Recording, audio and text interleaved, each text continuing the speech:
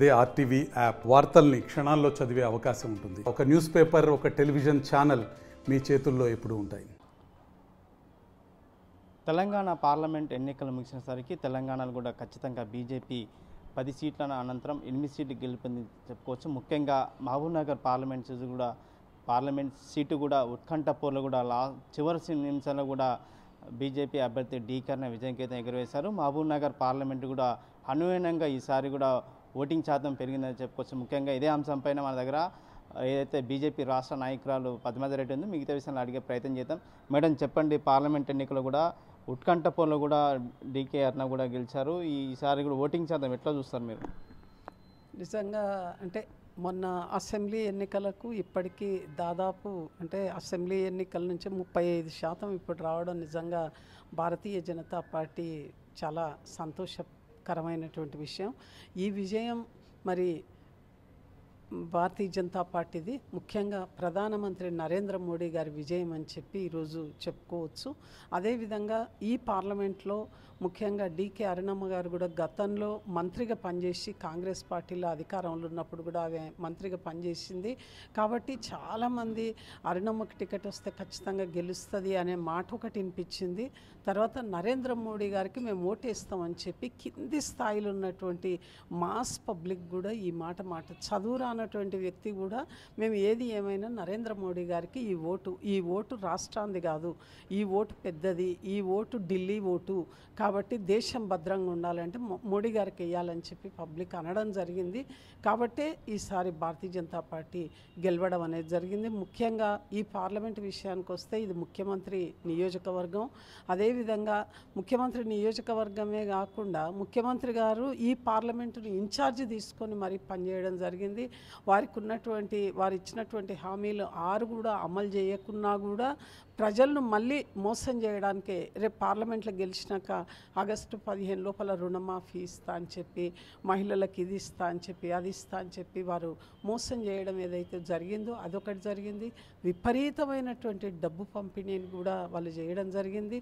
తర్వాత ఒక మహిళ అని కూడా చూడకుండా అరుణమ్మ గారిని విపరీత ద్వంద్వార్థాలు వచ్చే విధంగా, అంటే ఒక వెకిలిగా, ఒక గౌరవప్రదంగా కాకుండా వెకిలిగా ఒక మహిళ అని కూడా చూడకుండా ఇష్టం వచ్చినట్లు మాట్లాడడం అనేది జరిగింది.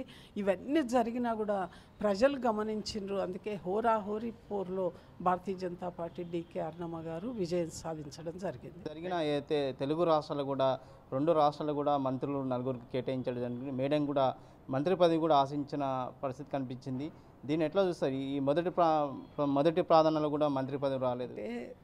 దాదాపు 50% క్యాబినెట్ను మాత్రమే ప్రకటించడం జరిగింది. మరి ఈ 50%ల మొదటి నుంచి ఉన్నటువంటి కిషన్ రెడ్డి గారికి మరి ఈ రాష్ట్రం నుంచి అదేవిధంగా బండి సంజయ్ గారు కూడా పెద్ద మెజారిటీతోటి గెలవడం జరిగింది. ఆయన ఆల్రెడీ ఆల్ ఇండియా ప్రధాన కార్యదర్శి కాబట్టి వాళ్ళిద్దరికి కేటాయించిండ్రు. ఇంకా మంత్రి పదవులు ఇంకా సగం పూర్తి చేయాల్సినటువంటి అవసరం ఉంది.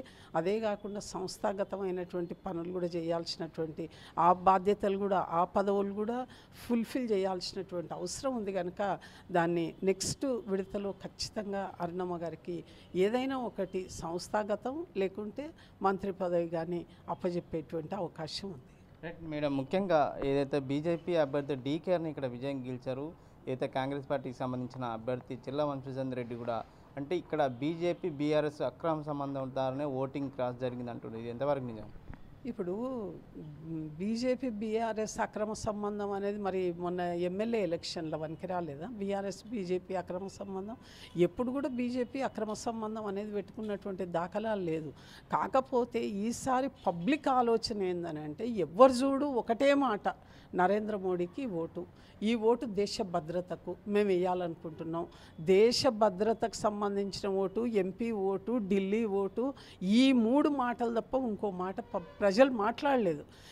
ఇంకొకటి ఏందని అంటే గతంలో ఎప్పుడే కానీ నాయకులం వెళ్ళి మేము చెప్పేటోళ్ళం ఏమని అంటే, అమ్మ ఈ పార్టీ ఇది చేసింది, మేము ఇన్ని ఇండ్లు ఇచ్చినాం, లేకుంటే మేము బియ్యం ఇచ్చినాం, లేకుంటే ఇది ఇచ్చినాం, మీరు మాకు ఓటే అని. కానీ ఈసారి మేము ప్రజల దగ్గరకు వస్తే ప్రజలే మాకు చెప్పిండ్రు, మేము ఈసారి మోడీకి ఓటేస్తాం, మీరు రావద్దు, మీరు అడ్డం రావద్దు ఎవ్వరు అని చెప్పి ఏ పార్టీ వాళ్ళు అయినా కూడా పబ్లిక్ ఆ విధమైనటువంటి రెస్పాన్స్ తోటి ఈరోజు గెలవడం జరిగింది. రైట్, ముఖ్యంగా మీరు అంటే మీరు పోటీ చేసినప్పుడు ప్రచారం జరిగినప్పుడు ఎంత ఎక్స్పెక్ట్ చేస్తారు ఇక్కడ పార్లమెంటు సీటు ఏదైతే డీకేఆర్న గెలిచే అవకాశాలు ఉన్నాయో ఎంత మెజారిటీ వస్తుంది అనుకున్నాను, కానీ స్వల్ప మెజారిటీ వచ్చింది.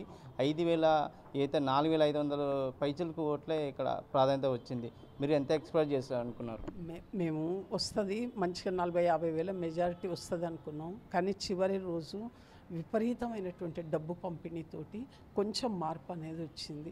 కానీ పబ్లిక్లో మాత్రం ఏది ఏమైనా బీజేపీ కోటేయాలన్నది అయితే కనిపించింది జనం లోపల. ఇది జరిగింది. Thank you madam.